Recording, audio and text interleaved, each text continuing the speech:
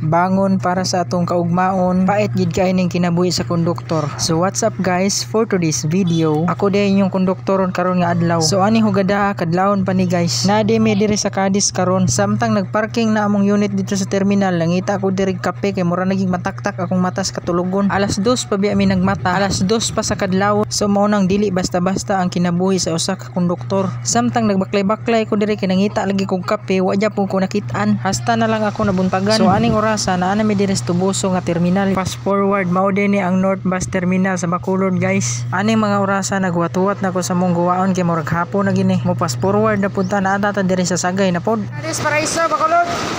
Bacolod sir.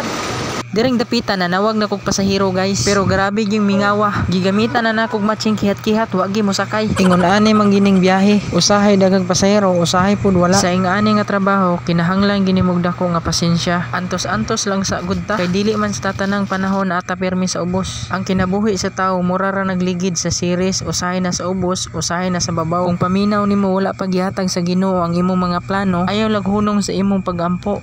Ampo nga dili ka madakpan sa inspektoron.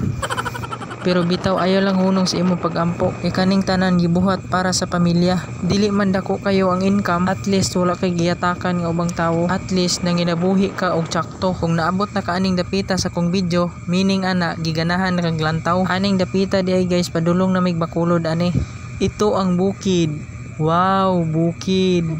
Murag natakda naman tani as politiko ane. Pero by the way, hapit naman po di eleksyon. Naa na po'y makamangan ane. Naa na po'y maingon ane. Sana all ligtas.